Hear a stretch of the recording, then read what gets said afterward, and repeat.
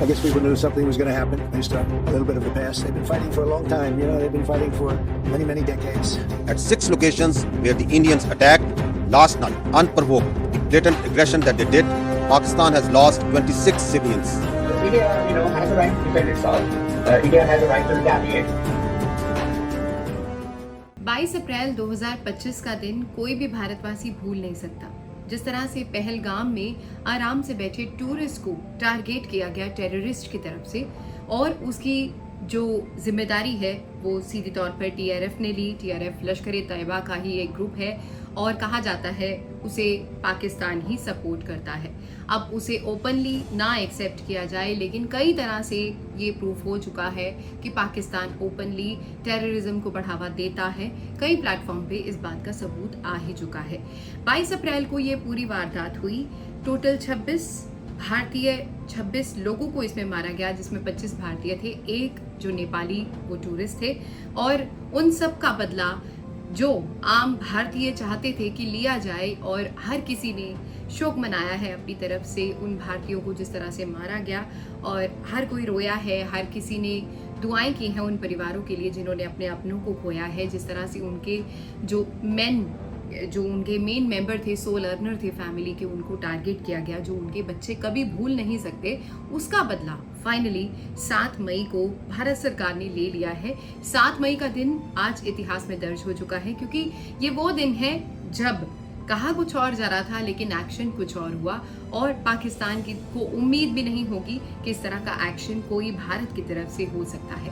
अभी तक बीच बीच में छुटपुट घटनाएं हम सुनते रहे हैं कि भारत की तरफ से पाकिस्तान को चेताया जा रहा है, कुछ वार्निंग्स के जरिए, कुछ छोटे मोटे साइंस के जरिए, लेकिन हर भारतीय चाहता था कि कुछ ठोस कदम भारत की तरफ से उठाए जाएं, ताकि जो आतंकवाद को पनाह देते हैं या आतंकवाद को छुप के या खुल के समर्थन करते हैं, उनको एक सबक दिया जा सके किसी ना किसी तरह के, ताकि वो किसी भी तरह से आगे ऐसा हमला करने से बचे। और आम लोगों में जिस तरह से खौफ फैलाया जा रहा है, आम कश्मीरियों में जिस तरह से खौफ फैलाया जा रहा है, वहाँ का धंधा चौपट करने की जिस तरह से कोशिश की गई है, ताकि वो आम लोगों की तरह जिंदगियां ना जीकर टेररिज्म की शरण में आए, जो कि बिल्कुल जिसकी खंडन किया जाना चाहिए, जिसे गलत कहे जाना चाहिए। उस तरह से भारत ने 7 मई को एक बहुत बड़ा ऑपरेशन प्लान किया, जब ऑलमोस्ट सब भारतीय सो रहे थे। तकरीबन रात को 1:30 बजे का ये वक्त था, तब ऑपरेशन सिंदूर को प्लान किया गया। लेकिन उससे पहले बहुत सी घटनाएं हुई हैं। आइए टाइमलाइन के जरिए समझते हैं कि किस तरह से पहलगाम अटैक के बाद क्या क्या होना था, किसकी प्रेडिक्शन की गई थी, और किस तरह से ये सारी घटनाएं हुई हैं। और उसके बाद आज पूरी तरह से सेना की तरफ से या फिर मिनिस्ट्री की तरफ से आज प्रेस कॉन्फ्रेंस करके बताया जा रहा है कि किस तरह से इस ऑपरेशन को अंजाम दिया गया है। तो 5 या 6 मई को सूचना दी गई कि भारत में मॉक ड्रिल्स कराई जाएगी। भारत के 244 डिस्ट्रिक्ट्स में मॉक ड्रिल कराई जाएगी, और ये मॉक ड्रिल जो होगी, मिनिस्ट्री ऑफ होम अफेयर्स ने कहा कि आप मॉक ड्रिल्स कराइए, और सिविल डिफेंस मॉक ड्रिल रखने को कहा गया। ये ड्रिल्स सिविल डिफेंस रूल्स 1968 के अकॉर्डिंग किसी भी युद्ध की स्थिति में आम लोगों को किसी भी इमरजेंसी सिचुएशन की तैयारी करवाने के लिए कराई जाती है, जिसमें कहा गया कि जो इन एक्सरसाइजेज में mock simulations, air red sirens, evacuation drills, public training session conduct करने को कहा गया। तो जाहिर तौर पर 7 तारीख को ये सब कुछ होना था। 7 तारीख जब ऑपरेशन सिंदूर किया गया है, उस दिन ये जो मॉक ड्रिल करवाई जानी थी, और तकरीबन शाम का वक्त दिया गया था इस सब के लिए। तो भारत इसके लिए तैयारी कर रहा था, लेकिन साइड बाय साइड ये भी था कि भारत सरकार किसी न किसी तरह से आम लोगों को युद्ध की स्थिति में किस तरह से अपना बचाव करना है, इसकी भी मॉक ड्रिल्स की शक्ल में तैयारी करवा रही है। लेकिन ये एस्टिमेट किसी को नहीं था कि 7 मई की रात के बीच में इतना कुछ हो जाएगा।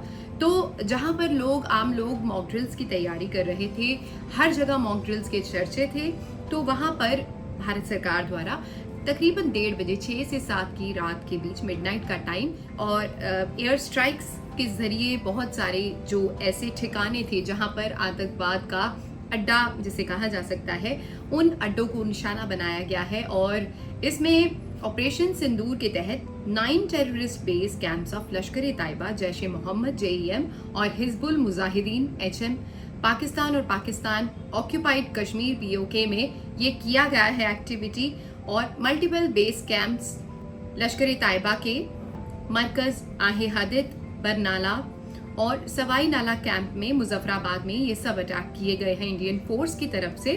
और कहा गया कि ऑपरेशन सिंदूर उन सारे पहलगाम में जितने लोगों को मर्डर किया गया, दिन दिहाड़े जिस तरह से उन्हें धर्म पूछ के उनकी गोली मारी गई, और सामने ज़्यादातर जो थे वो गन शॉट बिल्कुल उनके सिर में मारे गए थे, उनके परिवारजनों के सामने मारे गए थे, जो कि बहुत ही अमानवीय था, उसका बदला इसे कहा गया।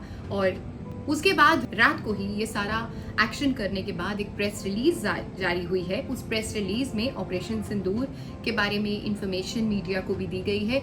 उसमें कहा गया है कि किस तरह से इस ऑपरेशन को अंजाम दिया गया। जैसे मैंने डिटेल्स दी, ये सारी डिटेल्स के बारे में उसमें मेंशन है। आप स्क्रीन पर उस प्रेस नोट की एक झलक भी दे सकते हैं। मिनिस्ट्री ऑफ डिफेंस की तरफ से ये प्रेस नोट आया है, इशू हुआ है, उसमें सब बताया गया है किस तरह से इस ऑपरेशन को अंजाम दिया गया है। तो तमाम तरह से इस टाइम सोशल मीडिया कुछ भ्रांतियों से भरा हुआ है, कुछ अफवाहों से भरा हुआ है, और बहुत तरह की बातें चल रही है। लेकिन इस समय में आप अपने देश के साथ ज़रूर खड़े होइए और किसी भी अफवाह पर यकीन मत कीजिए। और ज़रूरी है कि इस टाइम पे अगर हम सच्ची खबर नहीं बता सकते तो ज़रूरी है कि झूठी खबर का भी समर्थन ना करें और कोई ऐसी बात ना कहे जो कि हमारे देश की आंतरिक सुरक्षा के लिए या किसी भी तरह से उन पे सवाल उठाए, उनकी सिक्योरिटी पर सवाल उठाए। तो एज अ मीडिया पर्सन या एज अ जिम्मेदार नागरिक हम सबका ये फ़र्ज़ है कि आप अगर कोई भी उड़ती अफवाह आ रही है उस पर आप यकीन नहीं कीजिए। ज़्यादातर आप सिर्फ मिनिस्ट्री ऑफ डिफेंस की जो भी प्रेस कॉन्फ्रेंसेस हो रही है उन्हीं को सुनिए, उन्हीं से आप इंफॉर्मेशन कलेक्ट कीजिए। किसी पर ज़्यादा विश्वास मत कीजिए, खासकर सोशल मीडिया की खबरों का। तो आपको बता दें कि लश्कर तैयबा की अभी तक बहुत से मामलों में इन्वॉल्वमेंट रही है जो इंडिया में अटैक्स हुए हैं। इनमें 1980 से कश्मीर में इंडियन ट्रूप्स के ऊपर मल्टीपल अटैक्स की जिम्मेदारी है। दिसंबर 2000 में रेड फोर्ट के ऊपर अटैक किया गया था, उसमें भी लश्कर तैयबा ने जिम्मेदारी ली थी। 2005 के दिल्ली ब्लास्ट पे 62 लोग यहाँ मारे गए थे और 210 यहाँ सरोजिनी नगर मार्केट में हुए एक्सप्लोजन में जख्मी हुए थे। 26/11 मुंबई अटैक्स को कोई भूल नहीं सकता, बहुत ही दर्दनाक मंजर था। और उसके बाद कहा जा रहा है कि ये सेकंड अटैक था जो मिनिस्ट्री ऑफ डिफेंस की तरफ से जानकारी आई है, जिसमें इतने ज़्यादा लोगों को, भारतीय लोगों को ऐसे ओपनली मारा गया है, उन्हें टारगेट किया गया है। तो यहाँ पर 26/11 के मुंबई अटैक में 166 लोग यहाँ पर मारे गए थे और 300 यहाँ पर 2008 के मुंबई अटैक्स में यहाँ पर जख्मी हुए थे। 7/11 मुंबई लोकल ट्रेन ब्लास्ट, यहाँ पर 189 लोग मारे गए थे। यहाँ पर 7 ब्लास्ट हुए थे 10 मिनट की दूरी पर मुंबई लोकल ट्रेन में। फरवरी 13, 2010 को पुणे जर्मनी बेकरी ब्लास्ट में, और इसे प्लान किया था। तो फिलहाल ऑपरेशन सिंदूर नाम क्यों दिया गया? ऑपरेशन सिंदूर नाम जिस तरह से उसे हाईलाइट किया गया है बहुत इंटरेस्टिंग है। तो जिस तरह से सिंदूर को उजाड़ा गया है भारतीय महिलाओं के, और खासकर अगर 25 उसमें भारतीय थे, एक नेपाली था, तो उन सबको, उनके जो मर्दों को, उनकी जो फैमिली के जो हेड्स को, उन्हें जिस तरह से टारगेट किया गया, उन्हें मारा गया। और अगर किसी पत्नी ने उनकी कहा कि आपने मेरा सिंदूर उजाड़ दिया है तो आप मुझे भी मार दीजिए, मुझे जीने की इच्छा नहीं है, तो उन्हें सीधा कहा गया कि आप अपनी जाकर सरकार को या मोदी जी को जाकर बता दीजिए, हम आपको छोड़ते हैं। तो जिस तरह से उनका सिंदूर उजाड़ा गया और जिस तरह से एक बहुत ही मार्मिक स्थिति पेश की गई, और उस सब का बदला कहा जा रहा है कि ऑपरेशन सिंदूर से लिया गया है भारत सरकार की तरफ से, और इसीलिए इसे ऑपरेशन सिंदूर नाम दिया गया है, जो कि खास तौर पर काफ़ी हाईलाइट का, चर्चा का विषय बन रहा है।